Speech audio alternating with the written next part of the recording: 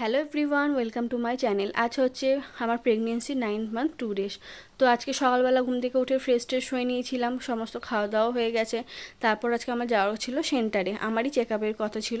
তো ভাবলাম আগে রেডি হয়নি, এখান থেকে আজকে ভিডিওটা শুরু করি, কারণ সকাল থেকে সেরকম কোনো এনার্জি ছিল না।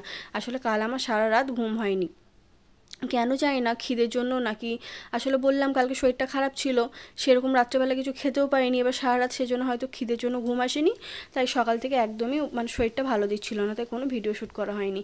আমি তাহলে এখান থেকেই শুরু করি। যে কোনো রকম চুলটা সকালে বেঁধে রেখেছিলাম, ওই চুল বাঁধা নিয়েই একটু ওপর থেকে আঁচড়ে নিলাম, একটু ক্রিম মেখে নিলাম, একটু পাউডার মেখে একটু হালকা করে লিপস্টিক লাগিয়ে চলে গেছিলাম সেন্টারে চেক আপ করাতে। আর এই যে এই প্রেগনেন্সির সময় নাকি শুনেছি যে পাউডার বা লিপস্টিক বা ক্রিম কোনো কিছুই মাখা উচিত নয়। কেন বলো তো? আসলে এমনি তো আমরা মেয়েরা তো স্যাক্রিফাইস করি সব কিছুতে, কিন্তু এইগুলোতেও কি সব কিছু মানা যায় তোমরা বলো? একটু তো মানুষ রেডি হবে, একটু ক্রিম বা একটু ফেস পাউডার বা একটু লিপস্টিক তো মানুষ লাগাবে, কারণ বাইরে বেরোলে তো সবাইকে একটু ঠিকঠাক হয়ে বেরোতেই হয়, নর্মালভাবে তো বেরোনো যায় না, তাই না? তো আমি হয়তো কারোর মধ্যেই কথা শুনিনি, আমি একটু একটু করে সবই ব্যবহার করি, আমি একটু সাজতে ভালোবাসি, তাই আমি কোথাও গেলে একটু সেজে তো একটু যাই। তা আমি জানি না এটা আমি ভুল করছি না ঠিক করছি, তোমরাই বলো আমি কি ভুল করছি না ঠিক করছি।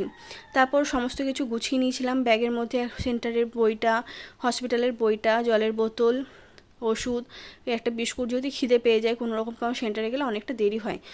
আর এবারে তো ভাগ্যক্রমে তাড়াতাড়ি হয়ে গেছিলো, আর বললাম যে আমি কলা খেয়ে যাই, কারণ সেন্টারে গেলেও 2-3 ঘন্টা টাইম লাগবে, সেজন্য আমি ভেবেছিলাম তাহলে কলাটা খেয়ে নিই, তাহলে অতক্ষণ আমার গ্যাপটা হয়ে যাবে, সেজন্য কলাটা খেয়ে তারপর যাচ্ছিলাম। আর ওখানে কি আজকে না খুব তাড়াতাড়ি হয়ে গেছে, আর কলা খেয়ে গেছিলাম, সেজন্য হয়তো আমার সুগারটা ওখানে সুগার যখন টেস্ট করলো আমার সুগারটা না অনেকটা বেড়ে গেছে। এবার সে আমার কলাও বন্ধ, কলা আমার খাওয়া যাবে না। এদিকে পড়ি চলে এসেছিলো স্কুল থেকে, আর ও আমার হাত আর ছাড়ছিল না, তারপর হাত ছাড়া থেকে চোখে লেগে যায়, ও বলছে তুই আয় বাড়ি আয়, তারপর তোকে দেখছি, ওই জন্যই হাসছিলাম। তারপর আমি আর মা বেরিয়ে গেছিলাম সেন্টারে যাওয়ার জন্য। আর দেখো রাস্তাটা কেমন করে রেখেছে পাইপ বসানোর জন্য, এই আমাদের রাস্তাটা এমনিতেই খারাপ শ্যাওড়াফুলি, তারপর এই রাস্তা খুঁড়ে আরও খারাপ করে দিয়েছে, এখন যাওয়াটা খুবই কষ্টকর। তারপর সেন্টারে পৌঁছে গেছিলাম, গিয়ে হয়ে গেছিলো এখানে একটা ভুল হয়েছিল, সবাই 4-5 টোকেন নাম্বার পেয়ে গেছিলো, কিন্তু আমাকে 3 নাম্বার দিয়েছিলো, তাই গিয়ে আমার হয়ে গেছে। তাই পরে যারা ছিল, আমার পরে আগে যারা গেছিলো তারা পরে দেখিয়েছে, তারপর বাড়িতে এসে নিমকি খেয়ে নিয়েছিলাম। আর আজকে দিনটা এভাবে